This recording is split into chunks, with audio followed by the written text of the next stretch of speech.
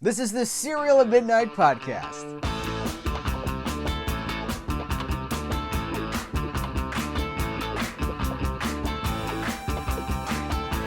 Hey guys, what's going on? Welcome to another episode of the Serial at Midnight podcast. My name is Heath Holland. I am your host, and I want to set up the conversation you're about to hear. This is going to be a short, sweet intro. I'm talking to Jason from Pop Retro in this episode. It's TV talk is what it is. He is a massive TV fan, and as you're going to hear in the conversation, TV is becoming like a real escape for me. Like I'm just losing myself in TV shows. If you're watching the YouTube version of this, I recently binged all 10 seasons of Smallville. And I just am absolutely loving what TV can represent for me. As I've always I love movies, right? I talk so much about movies, but TV is like this whole other thing. And here's an episode just about that. So there's a lot of talk here. There's retro TV talk. We talk about a lot of TV on disc. Not necessarily just DVD, also some Blu-ray stuff. We talk about sales. We talk about predictions. We talk about shows that we're really digging into, what some of our favorite TV shows are, some of our earliest memories of TV shows. So if you are a TV fan, I think this is the episode for you. Be sure to head over to the Pop Retro YouTube channel. All the links are in the description of this episode. All right, without further ado, Jason from Pop Retro, it's time for TV talk. But Silk Stockings just came out on DVD from VEI. And I popped in disc 1, right? But that's all I've had time to check. And it's like, I want to watch the series, but like, how many seasons have they put in the last 6 months? They put out Silk Stockings, The Commish, Hunter, Renegade. I know there's more. Greatest American Hero. That's, yep. And they're all priced to move, right? They're all like $39.99 shipped, which is great for a complete series. They put out Baywatch too, but I stayed away from the Baywatch release because of the edits. Well, $17.99 was Greatest American Hero as we're recording this, at least the other day, for the complete series on Amazon. Or not? I thought, whoa, that's pretty good if you don't have that series and you want it, but. VEI is interesting. First of all, they're not very receptive, it seems, to promotion. There's not a lot of promotion for what they do. Like secret releases, right? It's but they had the deal with CBS, so they were releasing all these CBS-owned shows for quite a few years there now, and now it's all these Stephen J. Cannell shows, which is interesting. It's great to see them come back because those are the shows that I thought would never come back into print, like Silk Stockings and Greatest American Hero, all of the Cannell shows, because it was such an independent studio, and you would think that the CBS shows would keep on coming before you would think that those kind of more obscure shows would. Renegade was it got a complete series release years ago from Mill Creek Entertainment. And then it went out of print like 5 or 6 years ago, I guess. And I emailed, because I missed it. I didn't have it, and I wanted it. I emailed Mill Creek Entertainment, like one of my contacts in Mill Creek Entertainment. And I was like, any chance this is going to come back in print? Do you guys still have the Cannell license? And they were like, those have reverted back to Cannell, or whatever they said. But they were like, we have nothing to do with that. Where it goes from here is completely up to them. And that was a few years ago. And I was just like, oh, it's gone forever. And so I was like looking at it was expensive on eBay, and when they announced, you're the one that you always break the news on these VEI shows for me. I'm like, oh, and so it was like immediate purchase for Renegade. Actually, immediate purchase for all of that stuff. Like as soon as I found out about everything, I picked up Hunter and Renegade and Greatest American Hero. American Hero is still in print from somebody else too, so it's like there's 2 versions out right now. And Wise Guy. That they angered me with Wise Guy because they put out the DVDs, and I bought the DVDs, and I think it was 6 weeks to the day later they're like, now on Blu-ray, and I was like, what? And most of these sets I have the earlier editions of, so it's like, oh man. And there were a few of them that I got for a little more expensive still several years ago, but still more expensive than I wanted to, because they were out of print already. And so I finally picked them up, and now here they are back in print Right. from VEI. And I'm like, oh, you used to say that everything comes back into print. It Yeah. seems like a lot of this stuff will always come back into the print. And I should have listened, because more and more it seems like that's true. But you just don't know, you know, especially like I said earlier, it's like these channel shows, they just seem so obscure. You would think that they're not going to come back. And if they do come back, like if they bring Wise Guy back into print, well, of course, it's still going to have the missing episodes and the missing music. But no, VEI adds those missing 7 episodes and most of the music that was missing too. And it's like, why couldn't they do this before with the earlier releases? Yeah, it does seem like everything comes back, and I don't know that I felt that way 3 years ago. Like I was seeing it. Joysticks was the one. Joysticks went out of print. It's still the one as we're recording this. Joysticks, the movie, Graydon Clark's movie, went out of print, and I'm like, well, who's gonna pick up Joysticks? And I've talked to multiple people at companies about it, and they're like, oh yeah, well, let me look into that. Still don't have Joysticks on Blu-ray, but I know it's got to be coming at some point, because as soon as this stuff goes out of print from one studio, it seems like some other distributor is like, oh, we can sell that. But here's the question: VEI, if they decide to let Hunter go, like if that license, because there's probably a year number attached to that deal with the Cannell estate or whoever it is, when that goes away, is anybody else going to issue those? Because VEI seems kind of like the last stop. What do you think? Well, and also confusing is in 2020, I think, Shout Factory announced that they had come to a distribution deal with the Cannell estate for all of those shows. And so my first thought was, oh, Shout Factory is going to re-release some of these shows. And then nothing happened. Then VEI started releasing them. So I guess Shout must have just been putting them maybe on their streaming service, or maybe Yeah. something in different territories or something like that. It wasn't. I looked at that article again the other day, and it's not clear what exactly Shout was doing with that deal. I guess because I don't really watch their streaming channel or anything like that, so I don't know what's on it. But yeah, it's an interesting thing. I mean, just speaking of TV on disc releases, in fact, I have it right in front of me. 10 Speed and Brown Shoe. The Wow. the Cannell show it was his first show he produced as a independent producer in like 1979 or 1980. And when this is a Mill Creek release, and when they released it back in like 2010, oh, exciting! Finally get 10 Speed and Brown Shoe. Well, you would think that Cannell owns the rights to the show, which he does, or his estate does now, apparently, but the pilot episode was not included. And so, like a few years later, CBS releases on CBS Mod, burn on demand disc, the pilot episode for super expensive.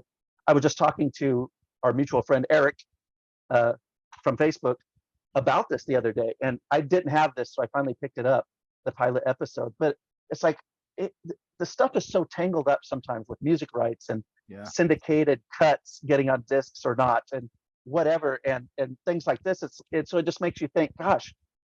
Well, I would think that most people think it's probably easy to release a TV show onto home video, but it's not. It's really not. And so even a show like this that Cannell owns, well, apparently the deal for the pilot movie must have been different, because CBS said, no, you can't release that on your Mill Creek set in 2010. We're going to release it ourselves on a burn on demand disc. That's crazy. Yeah, TV rights are people ask me sometimes, they're like, do you think that so-and-so, and then they name some very obscure, something like that, which is very obscure, though. Do you think it's ever going to get a Blu-ray? I'm like, no, I don't, because we're very fortunate, because I'm so grateful that in the last year, I mean, I'm looking at my we got the A-Team on Blu-ray, we got the Incredible Hulk on Blu-ray, we got the $6 Million Man, the Bionic Woman, all these are great shows. But TV is expensive to put out on Blu-ray, because it's hours and hours and hours of stuff, and you got to get the music clearance rights. And yes, I never would have thought that the pilot for that show would not be included in a complete series set. That's fascinating to me. So in many ways, I feel like we're lucky just to have what we get. I don't know. Well, that's how I feel too. And I know sometimes we go back and forth a little bit about VEI. It's like, oh man, Yeah. look at this packaging, look at this whatever. and and I'm like, hey, I'm just happy there somebody's releasing this stuff. But Yeah. there is that give and take sometimes, because it's like, how else are we going to see it in some ways? But and then you get surprised, like with the Wise Guy thing. Not only do you get the missing episodes, but you get it on Blu-ray. Yeah, how does this stuff work? It's so tangled up. And I've been tracking and collecting and watching and reading about this stuff for years, and I still can't untangle why a lot of this stuff happens and how it happens, with the home video releases of TV. You're a TV guy. What is it? And I'm a TV guy too, but I'll talk about my TV stuff in a minute. But like my journey to like, well, okay, I'll just say it real quick. So the more when I started to review movies, TV became a safe place. It became my escape, and I've always loved TV. Like we're Americans. You and I are both Generation X. Like we were raised on TV. But it's now like a safe place because I don't really review it. Sometimes I'm like, hey, this came out, but there's nobody who's like, hey, we need that Silk Stockings review by next Tuesday. Um, you've always been a TV guy. Talk to me a little bit about like just your fandom for television and what it means to you and why maybe you prefer that over movies. Oh gosh. Well, You I can mean, also give my your social first security number and your home address. my first Medical flash history. of memory of watching a TV show would have been when I was like 4 and watching The Greatest American Hero with my mom. And all I remember, that flash of memory was, um, uh, what's his name, William Cat, the star, falling down the hillside trying to figure out how to use the cape. And I guess 4-year-old me just thought that was hilarious. And 2 years later, when I'm 6, Knight Rider comes out. And well, before that, I was a huge Dukes of Hazzard fan. So I was already watching the Dukes, and the car crashes and the stunts and everything like that was just so exciting to me. Uh, then Knight Rider was so like mysterious and high tech and all of this. And Even that theme song had like a darkness to it. It had like a little bit of a mystery and like it was that synth. It had this really I don't know, it felt dangerous. It did. it's like it was when everything was still kind of looking 70s in 1982. It was bringing you into the 80s. It Yeah. seemed, Knight Rider was. But yeah, and so those were my earliest memories of TV. And after that, around the time of 6 or 7, I think we got our first VCR, and which was an expensive Curtis Mathis VCR that I still used into college. I had our family VCR from 1982 because it was such a tank and it still worked. And so I was still using it in like 1996 in college. Um, not to get too far afield, but um, while my parents rented movies when I was a kid, I figured out that you could record television onto a blank tape. And it became a joke in my family because when you didn't know what to get Jason for Christmas or his birthday, get him a pack of blank tapes. And so I would always get blank tapes for the holidays. That's And I would awesome. just record TV shows so I could watch them as if they were movies that I had in my library. Now, I don't know aesthetically what drew me to TV so much, but because obviously there's that feeling you get that things are going to be familiar when you watch, especially an old TV show, because Yeah. they had their formulas, and you knew what to expect when you watched a Knight Rider or a Dukes or an A Team or whatever. And I think maybe that subconsciously added to why I liked it so much. It's just Yeah. okay. And you kind of, I think, explained it in a different way just a minute ago, where it's your, what'd you call it, your safe place, or because it's like I know that I can relax and watch this, and Yes. not worry too much about it because you kind of know what you're going to get depending on what show you're watching. Yeah. Movies are a very specific thing. And I've come a long way on this too because I'm the guy that a few years ago made a video call about the 4 season theory for TV shows. And what it comes down to is I think that most TV shows have four at peak, at best, they have 4 great seasons. Rare to get a 5 great seasons. And most TV shows don't have 4 great seasons. For instance, I just did a binge on Smallville over the last few months, and I watched all 10 seasons of Smallville, and I adore Smallville. I don't think Smallville has a single great season. I think it has great episodes peppered throughout. 4 great seasons. So and my thing was like, well, I like the economy of a movie because it's these set rules. It has a structure, a beginning, a middle, and an end. And TV shows can just kind of, well, there was an article that came out. I posted this a couple of weeks ago. There's Joel Cohen, I think, is who said it, that TV shows have a beginning and a middle and a middle and a middle, and then they peter out. And I was like, and they fizzle out. I was like, yeah, I mean, some of them do, but when you can really connect with the show, it's like hanging out with friends. And I'm learning more to appreciate just hanging out with friends. And it doesn't have to be revolutionary, and it doesn't have to like win awards or anything like that. It can just be comfort food. And I'm just kind of like, I've always like Knight Rider. I've always loved, some of these the shows we grew up with, I've loved, but I don't know, as I am more and more just like, I just want to spend time with this TV show. Having said that, there's nothing worse than a TV show that's outlived its freshness date and it's just on life support. which happens a lot, obviously. And I think the first time, I think what Cohen was relating to too was, I don't know, this modern era we're in where I always go back to Lost because it was 2004, so it's before the streaming era, but Lost felt like a show that was the prototype for what they were trying to do with streaming shows, which is to, in fact, I think I watched Lost first on DVD like the next year after the first season had come out, and I binged it, and I was, because it was so good at teasing you with the cliffhanger and keeping you coming back to that. And I would tell my friends, I said, yeah, you gotta check this out. I called it TV crack because it's like you just wanted more and more and more of it. And sure enough, that seemed to be, I mean, what, like a year or two later, even shows like Grey's Anatomy came out that, you could watch in a binge style fashion because of the way that they structured those shows, and especially the way, I guess, that they ended episodes, that you had to at least start the next one to see what's going to happen.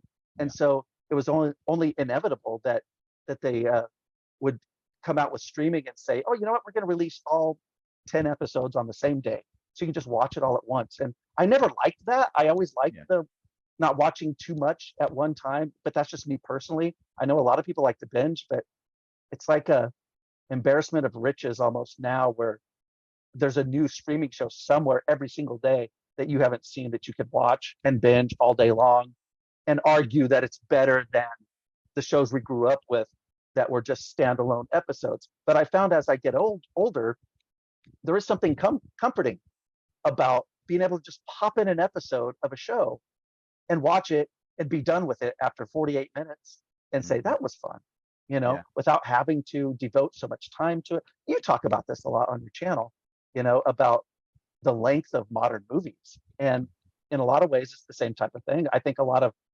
modern movies I think a lot of movies are made now in mind of like, okay, this is either going to be a long movie or we're going to make a streaming series with, 8 episodes or something like that.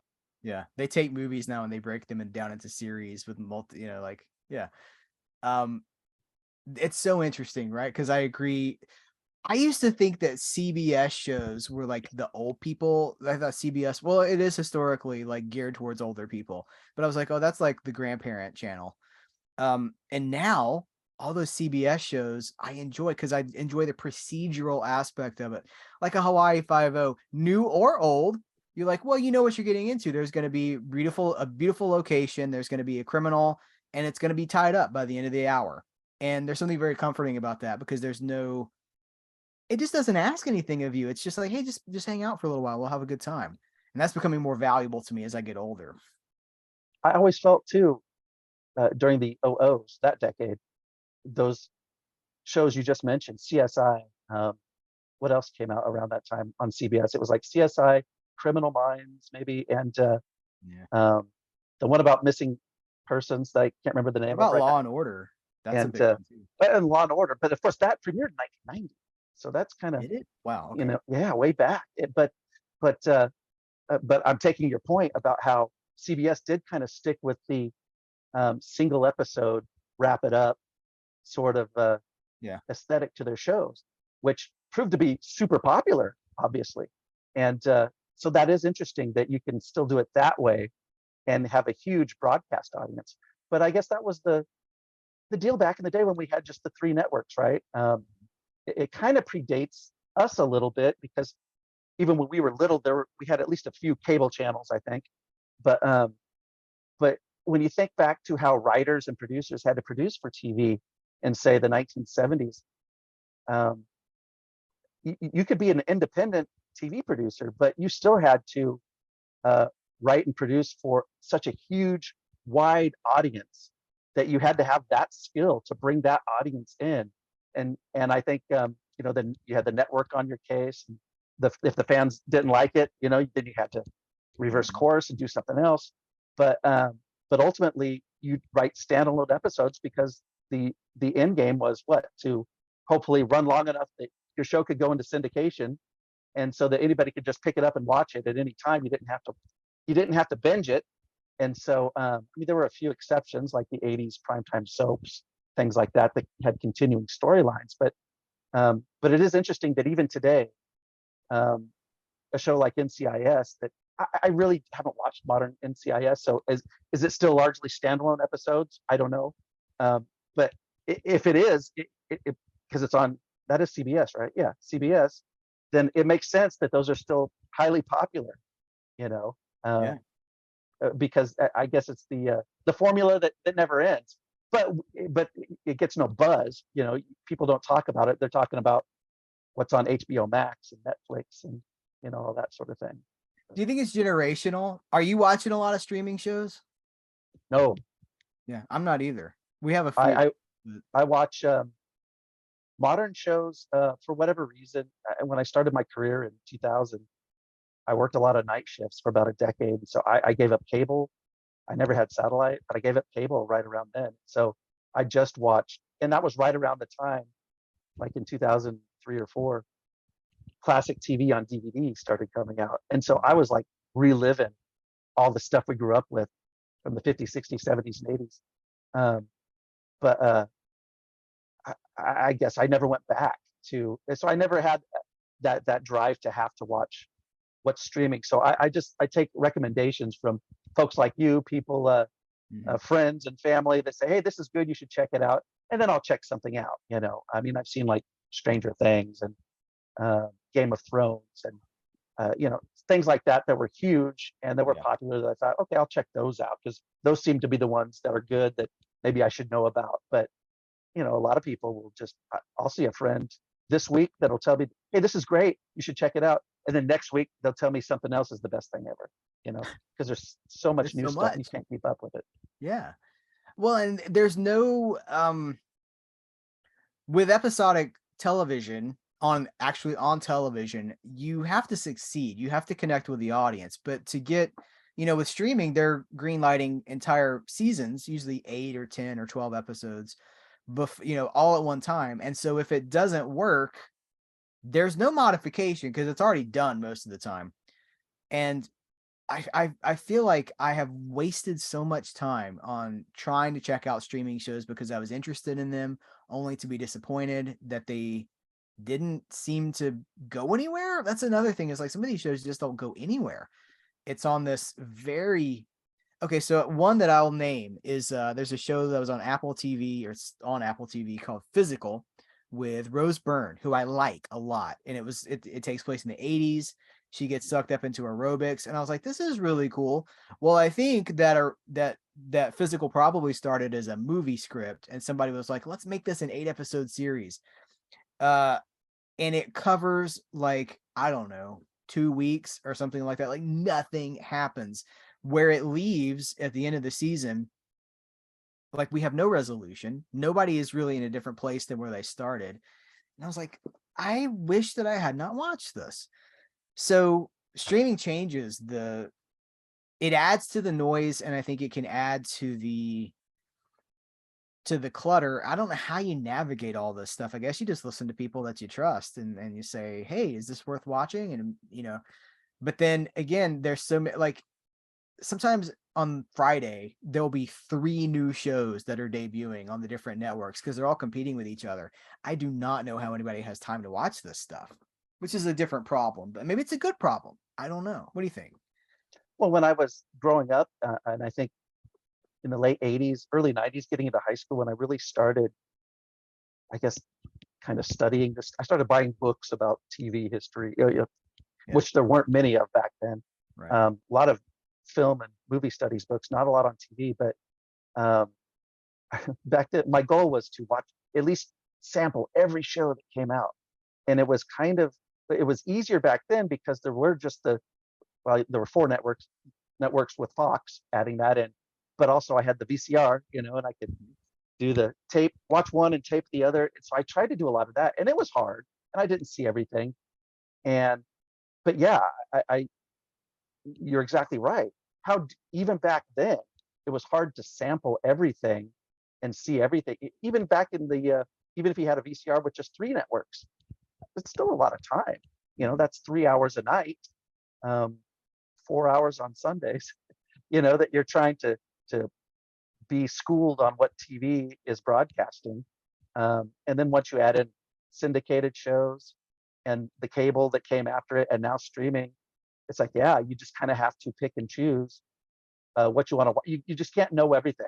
But back then, I felt like I could. Like, hey, I could watch every TV show that's ever been aired. All I got to do is just track, but because here's a book that has them all listed. Yeah. Now you can't even make a book like that because there's a new show every single day. I used to love going through the TV guide, and I would, like, oh, first of all, I remember it started with just looking to see what was coming on like Friday night or something like that. Oh, the night of the movie, the night is The Empire Strikes Back or whatever. But then as I got older, going to the front of the TV guide and reading the articles about the people and the shows that were coming out, and that was a wealth of information too.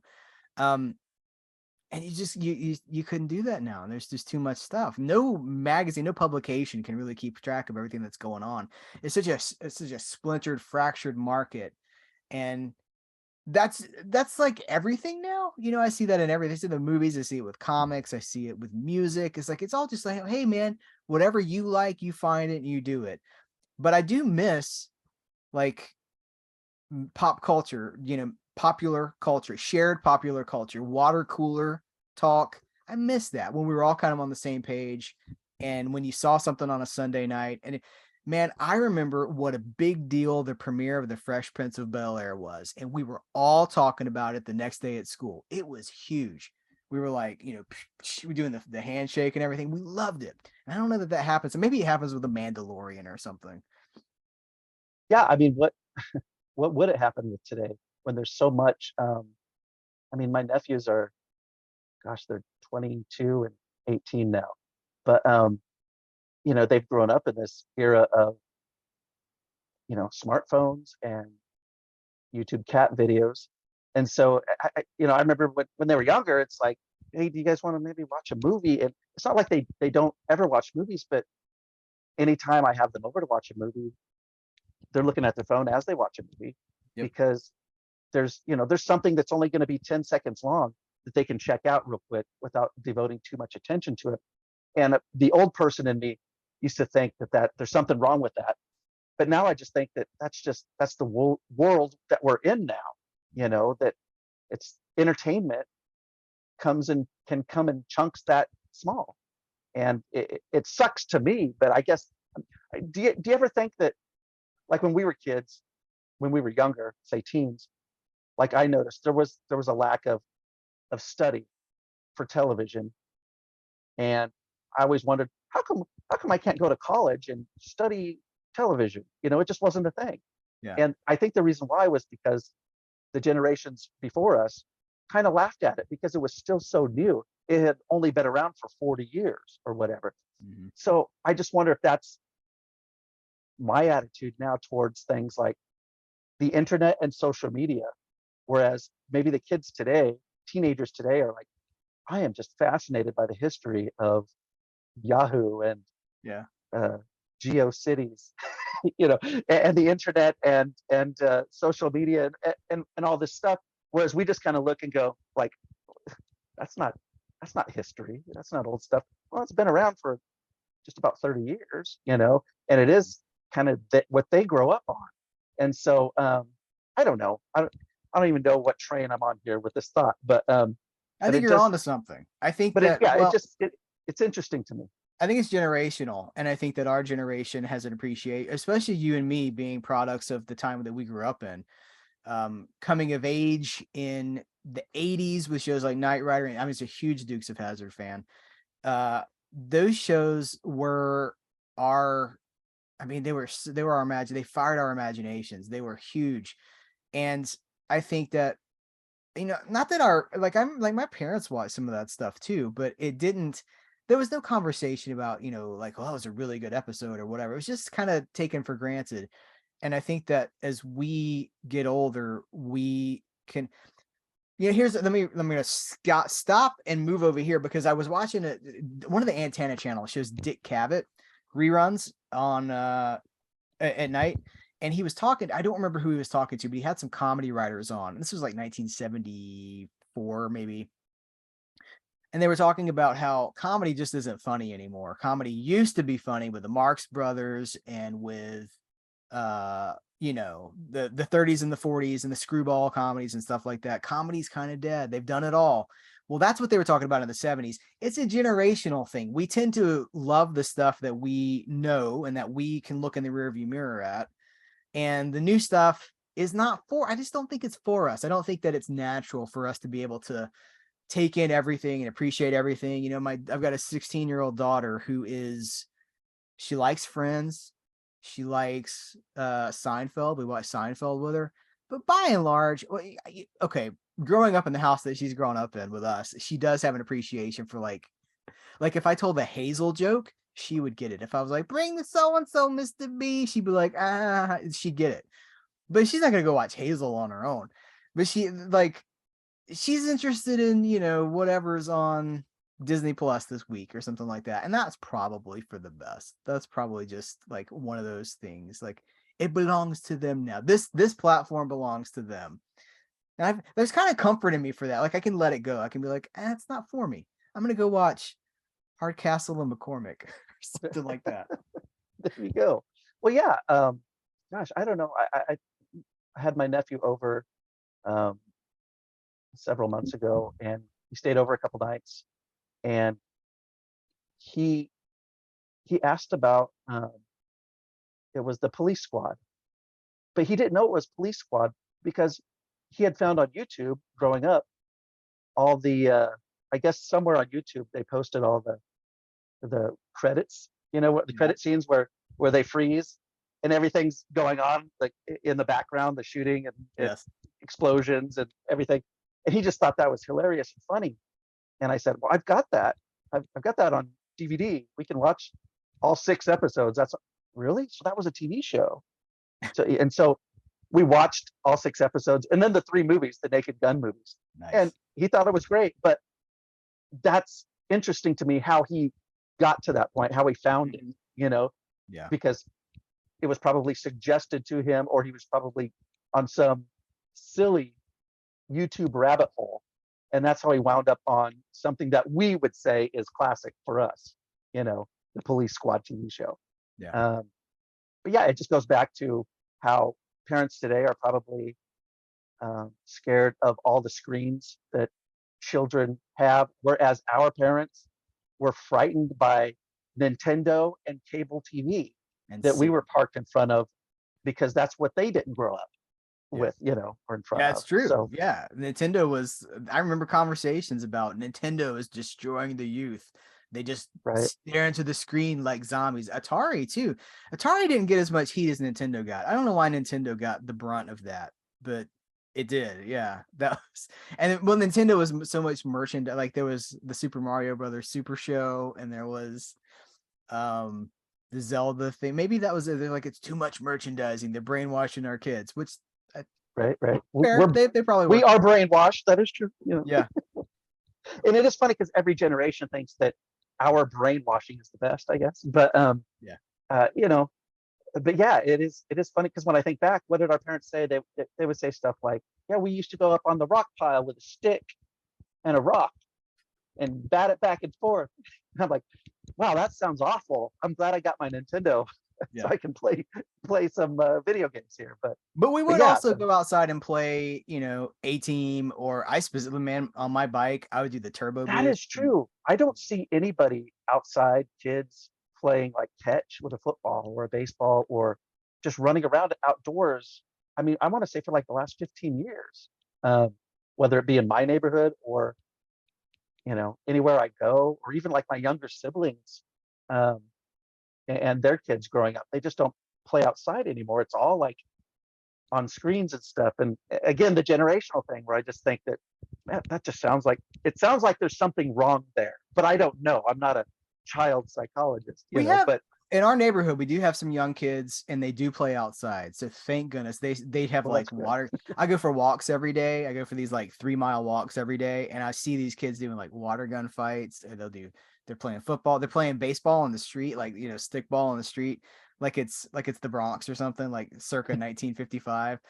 Um, but it's fun because I'm like I remember this, like, when was this? This was probably 15-20 years ago. I was in Biloxi, Mississippi, and this kid walked across the road in like a striped shirt, and he had an army helmet on, and he was playing. And I was like, feel like I was like a quantum leap, and I'd gone back in time to like 1967 or something like that. Like it was in the Wonder Years. I was like, what is that kid doing? He's playing in an army helmet. It was bizarre. That is funny. Yeah, because you don't see that very often, Mm. like kids running around with the little toy 6 shooters, Yeah. And I heard Joe which, Cocker singing "With a Little Help from My Friends" just out of the sky.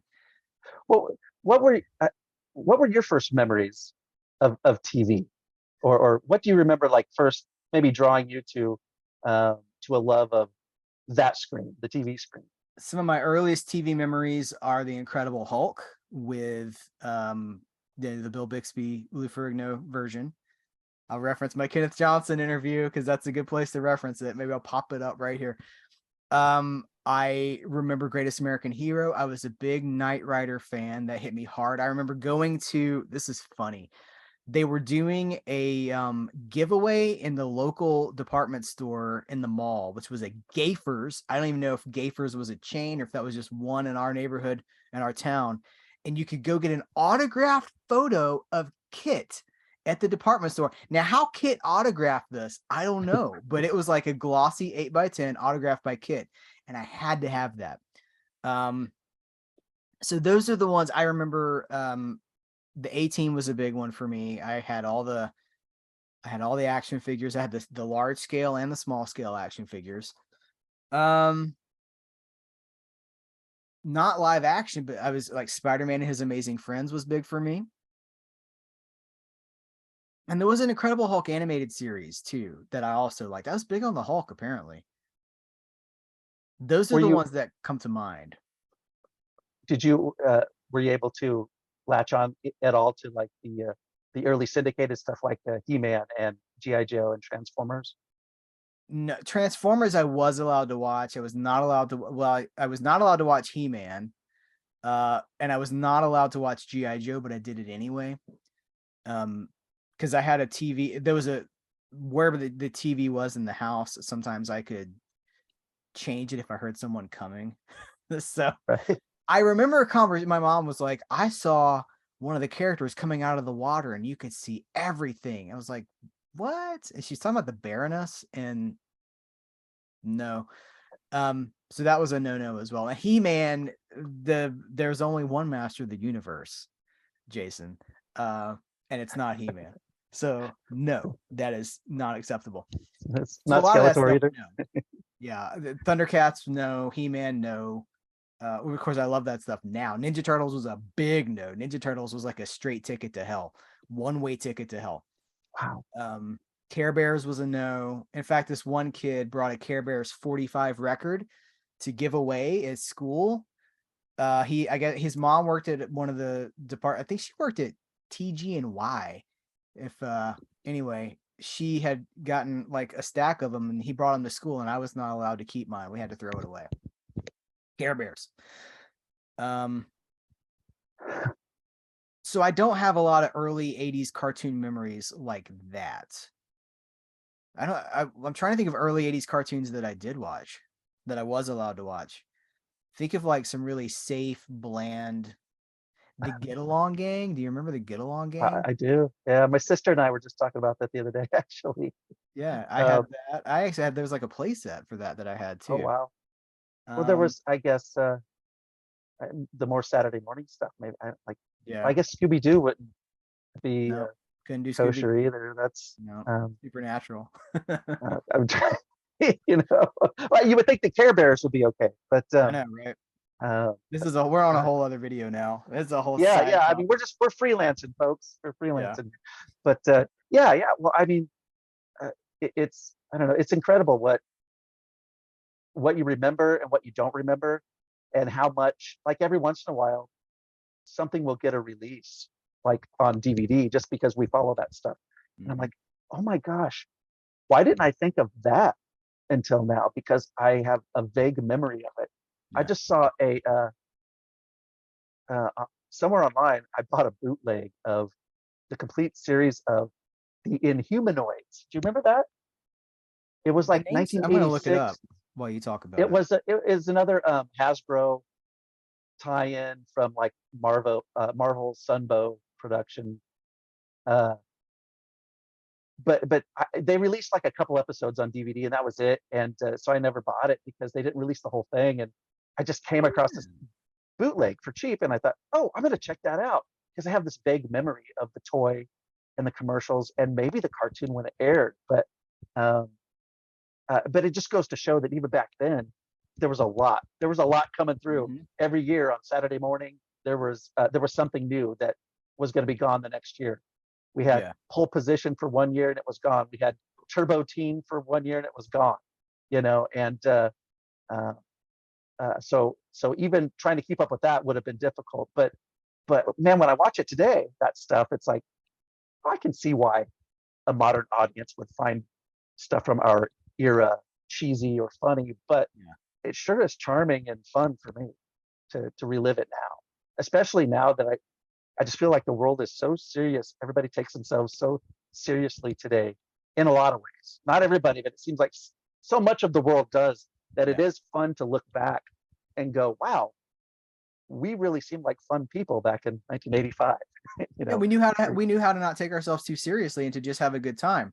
And like the whole I think of like Dazed and Confused and like Matthew McConaughey, like that's kind of realistic. Like the kids in Dazed and Confused are pretty realistic to what life was like until the social media just made everybody angry. But you answered a question that I was going to ask you, which was, do you have a problem suspending disbelief and going back and watching this stuff as an adult? Because I remember because I don't, and I can now I do notice I'm more receptive to some of this stuff either early in the morning or late at night when I'm not like in my daily grind. Like I don't know that I would watch, I can't even think of anything. I remember talking to somebody when Transformers came out on DVD. Actually, I was probably like 30. Realistically, I was probably like 30. And I was talking about how I was watching Transformers again. And they were like, "You can't go back, man. It's terrible. You can't go back." And I was like, I'm actually enjoying it. Had the same conversation about Dukes of Hazzard when those came out on DVD because I was really enjoying them. And people would say, I can't go back. So you can go back. yeah. And it's funny to me how sometimes I wonder, for a lot of people, it's like, did you really enjoy this before when you were young? Um, but then, I mean, I think what happens is you get conditioned I mean, because you don't get the Dukes of Hazzard and Knight Rider and the stuff we had in the 80s that looked really cool and high tech compared to what our parents had in the 50s and 60s on TV, the same way that you don't get to where you're at today with how they're able to write and produce TV if you didn't go through those steps. Yeah. And so those 80s steps are there. And so I guess you just have to, for some people, you have to look at them as historical artifacts. But I think if you're just somebody who always wants the new and best thing, you want that new Marvel movie, and it's going to be the coolest thing ever for you. Well, there are some people.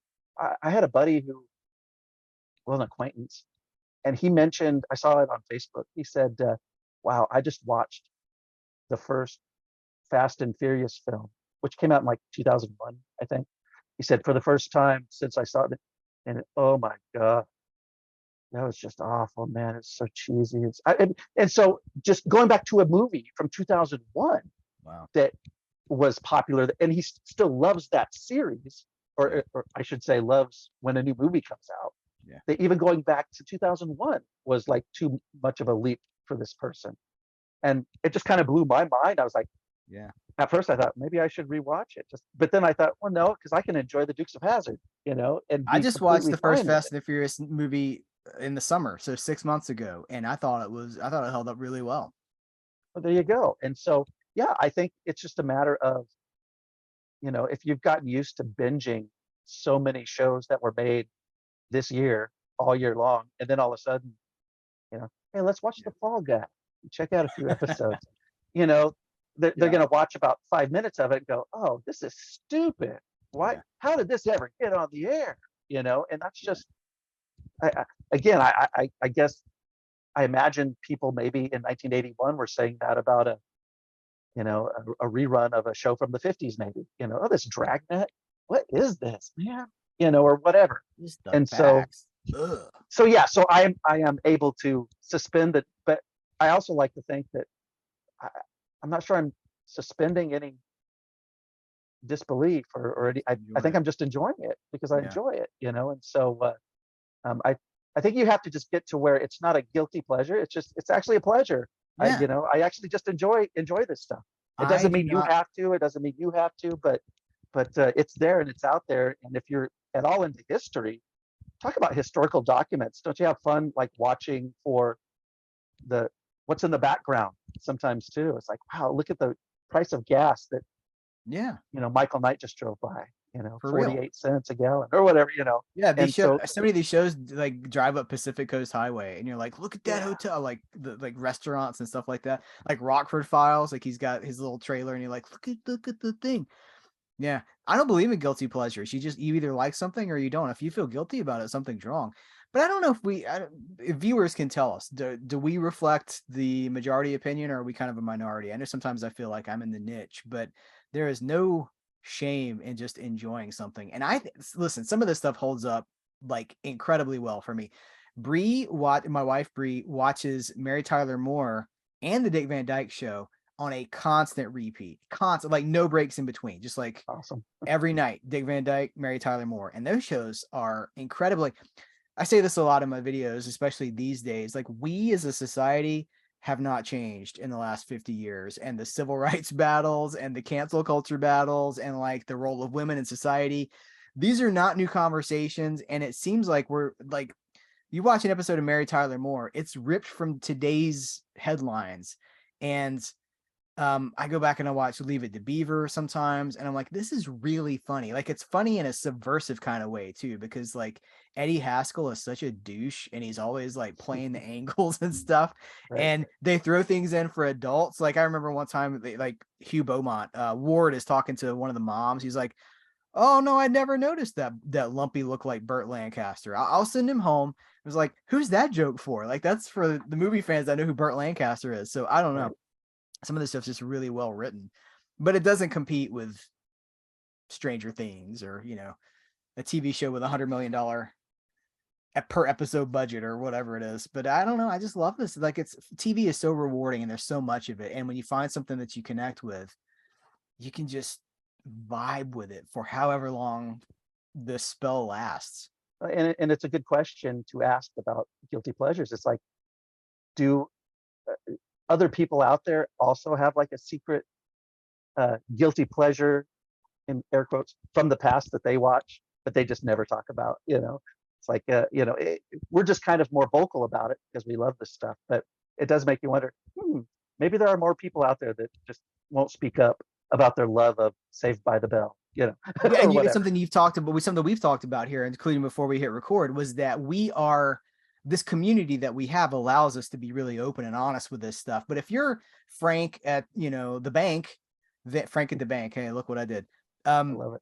You don't talk about your love of Knight Rider. Probably, maybe you do, but a lot of people don't have an outlet in their lives to really geek out about the stuff that they really care about. So maybe it is a pleasure that you kind of protect because you don't That's want people true. to make fun of it. Yeah, like on public facing places like your personal Facebook page. I'm not like talking about my love of Knight Rider and 80s, cheesy B movies or whatever, And so, yeah, there's 100%.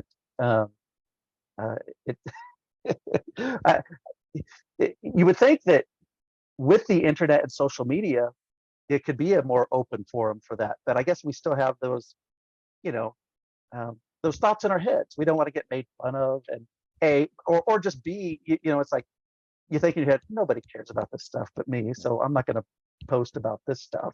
I'm going to post about the opening of the new In-N-Out down the street, and call it good. Everybody will like that. But yeah, so it is interesting in that regard. But yeah, so go ahead. No, go ahead. Go ahead. I Well, was I was going to going to wrap say, this up. What were we going to say? sure. Oh, I was just going to ask. Maybe this will be good to wrap it up on. What's your thoughts as somebody involved in the industry a little bit moving forward as far as TV on disc and TV releases, especially as it pertains to classic TV and vintage TV? Because I think that we probably have gotten most of the big ones out of the way, at least on DVD. I don't think a lot of them will be upgraded to Blu-ray or 4K. And you talk about this a lot too. But I'm looking at a lot of those more obscure shows that came and went, and that a lot of people maybe don't remember. And like I said, I got a bootleg of the Inhumanoids, and it's like, come on, where's the official complete series of that? But I also realized that these things are not things that are going to sell, especially in such a niche world where streaming is king and physical media is not anymore. So what's your thoughts on the future of physical media as it pertains to TV? I'm more optimistic about it now than I was a couple of years ago. I feel like we're on a fulcrum point, and it has kind of tipped over into the positive side. But for a long time, look, TV on disc just does not sell very well right now. You look at something like Happy Days, they put out the first, what did they put out? First 6 seasons of that, I believe. And it had music replacements because the music is, that show is built around classic songs like American Graffiti. And it's just too expensive to license all those because the sales aren't there. And they got to a point where people were like, well, I'm not going to buy this if it's not going to have the original music. And the people making it, Paramount, I think it was, is like, well, we're not going to put it out because we can't afford the music. It doesn't sell well enough. So we are seeing more things coming out. Like I know Universal put out Magnum PI through Mill Creek Entertainment, which I guess I'm not sure exactly what the whole agreement there was or why they did that, but I gather it was easier for them to license that. It was a great win for Mill Creek because they can just get that pressed and get that out and keep the price down. Then you also look at something like The $6 Million Man and The Bionic Woman that just came out from Shout Factory with a really high retail price that people, so many people have told me that they haven't bought that because it's too expensive. So that's Shout Factory. The lack of sales for that is going to be translated as, well, there's not enough interest in this. So that it could go either way, right? It just depends on the show. It depends on the price. It depends on what the investment on that is. I would love to see some of these classic, like Gunsmoke. I would love to see Gunsmoke get a Blu-ray release. I don't think it's going to happen because the DVD set is like, oh man, I don't even remember how many discs that is. It's like 121 discs, something like that. I got a video about that too. Like, is that ever going to get a Blu-ray? No, I don't think so. I think it's a miracle that it has a DVD. But what I always say is we vote with our dollars, and everything that you support sends a message to the studio. Actually, everything you don't support sends a message too. So if you want to see TV on DVD, well, TV on DVD is that's the most likely. TV on Blu-ray, niche. TV on 4K, no. So we got Westworld, we got Game of Thrones. It might be it. I don't even know if there's any more than that. But people will be like, hey, do you think that this, and then they name like some really obscure show. Sometimes I have to Google it. They're like, you think that's going to get a Blu-ray release? It's like, no, I'm sorry, I don't think so. And some of this stuff's lost too. That's another scary thing, is that there's a lot of shows that are just lost. So, or just mastered on videotape. Mastered on videotape. Mastered on the film. I'm doing this. I'm like in a Western phase right now, and I'm watching The Texan with Rory Calhoun there's a CBS show. by Desilu, 1958 to 1960, and it's mastered on video. Like the elements are on videotape. It was shot on film, obviously, but whenever it was preserved for posterity, probably in like 1991 or whenever it was, they preserved it on videotape, and that's all that there is. And I've asked people about some of these shows, like, what are the odds of this ever getting a restoration? And they're like, none. That if it was going to happen, it would have happened in 2004 or something like that. And they're like, now all we have is the tape. So, And are you as shocked as I am when you see a release like Charlie's Angels comes out on Blu-ray, Magnum PI comes out on Blu-ray, A-Team comes out on Blu-ray? I mean, and these are re-releases of DVDs, but I'm still shocked when I see it. And sometimes it gives you a glimmer that I guess somebody is still buying this stuff. Yeah. You know, I want to know what they sell. I want I will never get them, but I want numbers on some of this stuff, because I'm like, are they selling? You know, we talk about boutique sales. Like, a boutique is going to be happy with 5,000, 10,000. But back in the day, you like think about the Miami Vice DVDs probably sold like 100,000, 150,000. So I guess it's still profitable if they can sell 10,000 of a Blu-ray. I don't know. But then here's the other part of the equation is people just complain constantly, and they tear these releases apart. They're like, well, it's not a new 4K scan. I'm like, well, 4K scan is like $10,000 an hour or whatever it is. Like, that's not going to happen.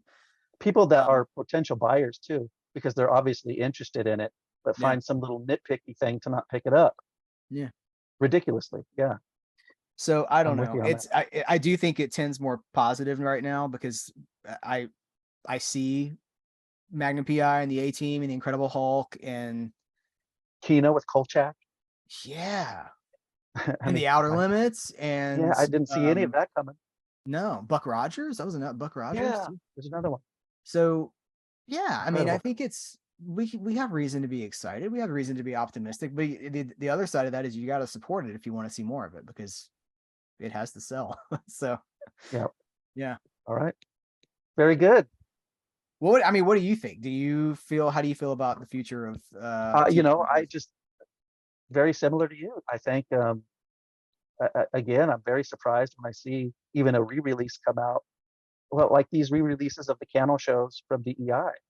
That I look at VEI sometimes, even 5 years ago, and think these guys probably aren't going to be in business much longer, because they're putting out TV shows on DVD, and they can't be selling. I mean, these are old TV shows they're putting out on DVD, and then but they keep coming out with either new releases or re-releases or better releases than were released before, like with Wise Guy again. And so it gives you hope that somebody out there in these companies, maybe even if that's all it is, somebody in that company has a love for this stuff and is really trying to push it. Yeah. And so I think that, I don't know. I mean, because it's like, how many people are buying this stuff? We don't know numbers, but it would be interesting to know, because I would think that, gosh, there's not enough people that are going to buy The Greatest American Hero again, because it's been released twice from two different companies, the complete series already over the last 15 years. So you're going to put it out again. Is anybody going to buy it? But then you think, well, somebody must be buying it, because these companies keep putting them out. And so maybe we are moving more to a, what do they call it, collector market, like vinyl records have moved to, where more people who are in the collector mode are buying things like old shows and old movies on disc, I guess. It's interesting to me, but I have no answers, and it's always been a mystery how some of these shows can get releases. And frankly, some of the more obscure ones, like you mentioned, I see it come out and I go, how in the world? Is nobody's going to know about this, and is anybody going to buy it? But you put it out, and I thank you for that. Yeah. So some of this stuff too is, it may be worth, like, just speculating for the Cannell license. It may be worth more if they can sell 500 copies of Hunter, that's 500 sales of a unit that they weren't getting with it just in the vault. Now it's on YouTube. You can stream a lot of the episodes on YouTube, but I don't know what the monetization is like there. So I don't know. Someone may just be going, well, we can make $5,000 if we release it this way, and it's not making us anything right now. So it may just be that. And when these are gone, if they go again, do they come back? I don't know. So And I'm glad I bought them. I'll say that. I'm glad I picked all those up. And they have to weigh it, I assume, against whatever the license fee is, right? If, Right. these Yeah. companies have to pay a license fee. So I'm thinking, well, if they got to pay this fee to even get the rights to release these disc sets, so somebody must be buying them. They can't keep doing it and stay in business. So Yeah. I don't know. It's like a wishful thinking that maybe things are a little better than sometimes I think. But at the same time, we don't get a lot of new 2-disc stuff, stuff that we haven't seen released on disc yet. But at the same time, most of the stuff that people would want, the popular stuff, has been released. So it's the last 20 years have been an embarrassment of riches for the TV fan, I would say. So, I mean, there's no complaints from me. Right. It would be fun, though, to see even more continue to come out, I hope especially that it those shows that does. we don't have access to anymore.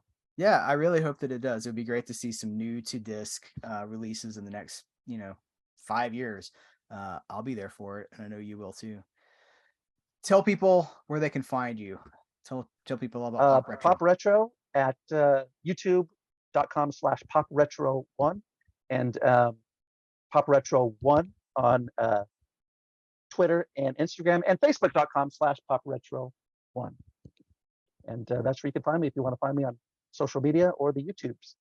Tons of great stuff, lots of reviews, lots of if you like the conversation that we just had, you're gonna love Pop Retro, so go check it out. Thank you. This was a blast. I think we could pick this up later, like another 3 months later, just to be continued. So for sure, thank you so much. I had a blast with this. Thank you for having me. It's great to be on the channel. I appreciate it. Glad to have you guys. What do you think? Weigh in with your favorite TV shows, your favorite TV on disc, if you want to. We talk about physical media. You can give your predictions for what's coming down the road. Hey, VEI, if you're watching this, email me. I've tried to get in touch with you guys. VEI, I would love to know what's going on with your releases and interview somebody there. But you don't return my emails. So all right, guys, thanks. Please subscribe to this channel. Please head over to Pop Retro, subscribe to that channel, and continue that conversation. Until next time, no, Jason, thank you again. Until next time, we will catch you later.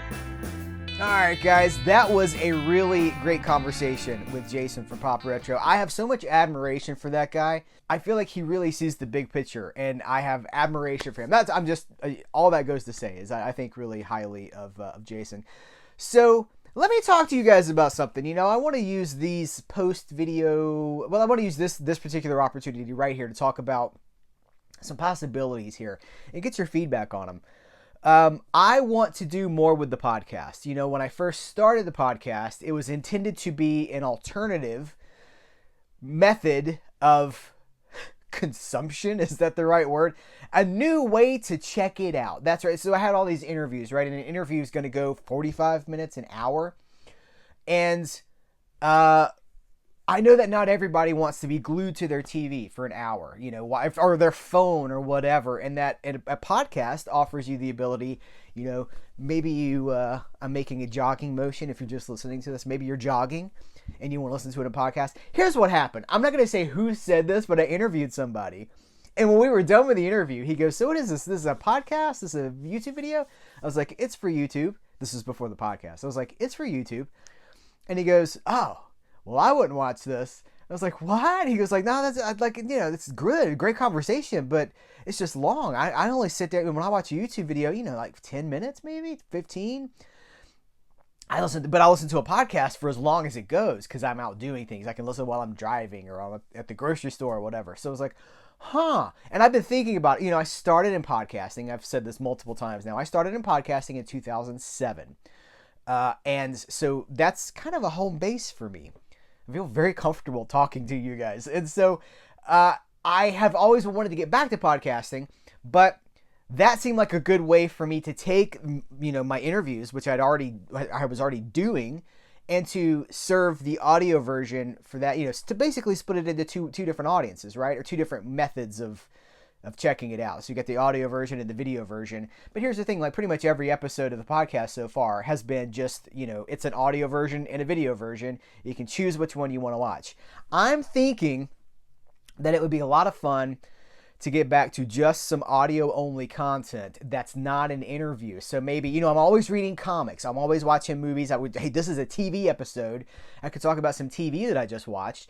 Maybe just fire up the microphone, talk for 15, 20 minutes. I don't know, however long it goes. I don't want to put a limit on it. But just talk about whatever I'm enjoying right now. Case in point. Right now, comics-wise, I'm reading a lot of different things, but I'm reading Batman from 1988. These detective comics. It's like Legends of the... Anyway, we don't have to get too deep into the weeds here, but I'm reading detective comics from 1988 right now. I'm also reading old Superman comics. Specifically, what's really cranking my tractor right now is some Green Lantern and Green Arrow comics. Green Arrow was a frequent guest in Green Lantern comics in the 70s. There was a legendary run by Denny O'Neil and Neil Adams. And this is the Hard Traveling Heroes era. And I'm reading that, and I'm really enjoying it. Maybe I just fire up the microphone and talk about that. But here's what I need to hear from you guys. What do you think about that idea? It would not be on, there would be no video version of that. It would just be an audio thing for the podcast. And hey, I could also do some short interviews that don't come to video. That's basically the thing here is like, would people be interested in audio only content from this podcast where there is no video? You only get it in the podcast. Part of me is a little scared. I'm going to be honest with you guys. Part of me is a little concerned because I'm like, well, if I do that and the audience doesn't follow me there, I'm doing all this for nobody, you know, or for a smaller audience, because YouTube is kind of the bread and butter, right? YouTube is like I can monetize videos. I have no sponsors for the Cereal at Midnight podcast. But that's where I'm kind of like, but I want to be able to just sit down and talk. I kind of dislike that Cereal at Midnight has become so, like the YouTube channel specifically, so movie focused. Like, hey, this came out, you know, there's only so many times I can do that, right? But I also know that if I sit down and make a video about Hard Traveling Heroes, Green Lantern comics, that's not going to get a ton of views on YouTube. So maybe that's the best fit for some place like this. Basically, I want your feedback. You can, this particular episode of the podcast is going to be a video and audio version. So if you're watching the video version, you can comment down below the video. I'm making the typing gesture for those audio listeners. I'm on a typewriter? What? And so if you're watching this, you can comment down there below, but also feel free, because we are talking about something that you won't be able to watch. So you can email CerealMidnite@gmail.com. You can also contact me at all of the social, like I'm on freaking every social media platform. Things that haven't even invented yet, I'm on already, just because I'm like, well, I gotta represent Cereal at Midnight. All right, this was a really fun episode for me. You can tell it was just kind of laid back. It was no pitching anything, no reviewing anything, just real geek talk is what it was. And I love geek talk. I think that's the core of Cereal at Midnight. Please do continue to subscribe, to rate, to review, to engage, to do all the things that you can do to you know, who are you? I'm Batman. I want you to tell all your friends about me. That's what I want you to do. Tell all your friends about me. Talk about Cereal at Midnight. Spread the word. It's so hard when every working and not working actor has started their own podcast. It's so hard to get seen. And I'm going to tell you guys, this channel, this podcast is having trouble being seen. For all the great conversations we're having, it's a secret, right? It's still on the down low. And I don't want it to be on the down low. I want as many people as possible to see this. And that's like you, yes, you listening to this, you are responsible for sharing the word on the Cereal at Midnight podcast, for engaging.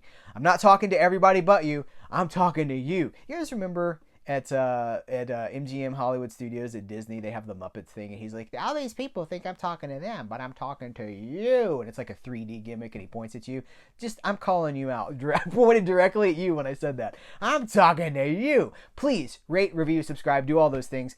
And the future is really cool. But what do you think? Like more, shorter? Maybe there'd be like 3 episodes a week. Would that be cool for you? You gotta let me know. All right, guys. Thank you so much. Take care. Until next time, I will catch you later.